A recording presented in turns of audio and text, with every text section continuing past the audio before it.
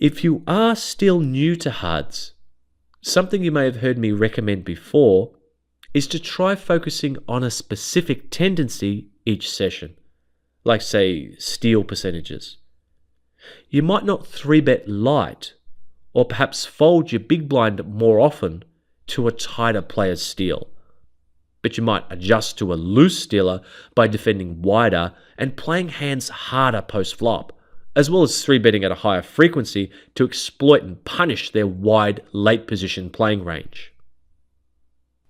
And that's really what's happening in this hand here, isn't it? This player has been stealing 44% of the time, and correlating to that, it's common to see a fairly high fold to 3-bet, since players are opening wide trying to steal, but aren't calling with a lot of their mediocre holdings post when they face aggression. Of course, if they're super loose or fishy, they still will. Or a player could respond with a 4-bet. But in this situation here, there's a real deal clincher. Can you see what it is? If you said the strength of our hand, you need to go back to module 1. Although it's worth pointing out, I like 3-betting this hand because it has little post-flop playability in this spot, so I'll use it as part of my bluffing range. But no, the big one is stack size. We get tremendous leverage out of this raise. We have a wide opener who folds to 3-bets a lot, being put in a difficult spot out of position. Very profitable for us. Of course, if we had some specific history or a maniac image, we'd factor things like that in. He does fold to C-bets 52% of the time, and a C-bet, if you did call here, which is unlikely, will again put him under enormous pressure post, having an SPR of less than 2 to deal with.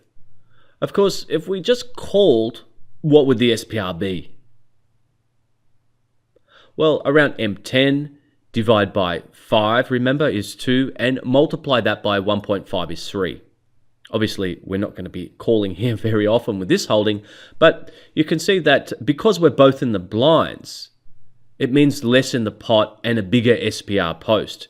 Actually closer to 5, since it's also a min raise, and we were working off a 2.5x raise in the tables earlier, so just keep that in mind.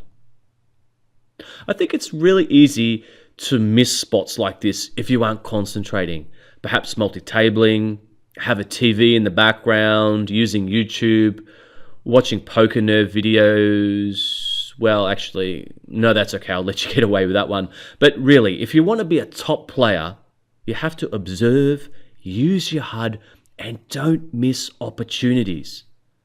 Spots like this are what the average players miss and why they're average. Then you hear them complaining about how they get bad beat all the time. The answer is to pick up more non-showdown winnings. It's hard to get bad beat when you're the only player left in the hand. So you can see we can alter our lines based on our opponents, adjusting to them. 7-3 becomes a raise, and here, Ace-Jack I opt to 3-bet. Now I know you wouldn't have mastered this stack configuration yet, which is my multi-tabling configuration, by the way, and that's okay, but let me pull out some of the important numbers here. You can see this player is opening 21% of hands from early, and with a couple of players out, possibly wider here. They fold to 3-bets 40% of the time, and fold to C-bets 55% of the time.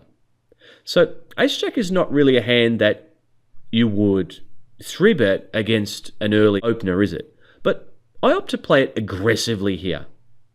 Flatting with it is also fine, of course, and definitely a line I would take in this spot a decent percentage of the time. But I mixed in the 3-bet here. Remember, you only flop a pair around 30% of the time. And check calling out of position with Ace-Jack puts us in a very tricky spot. I see fish check call with Ace-High a lot, often on even dangerous boards, and it's not to try to bluff later, just to try to get to showdown, and it's a bad play against most opponents, because everything has to go right. You have to have the best hand, your opponent has to let you get to showdown, and your opponent has to not catch up.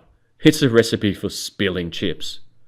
Of course, if we did call here and flop an ace or a jack, well, we'll have a disguised hand at the top of our defending range and have a chance to win some chips. But the 3-bet gives us fairly good leverage considering the stacks. It's hard for him to 4-bet light, though I suspect he would call some of the time. Against a tighter player, I'd probably just call here more often and take the good pot odds and try to make good decisions post against a narrower range. Against a super loose fish, I 3-bet more for value.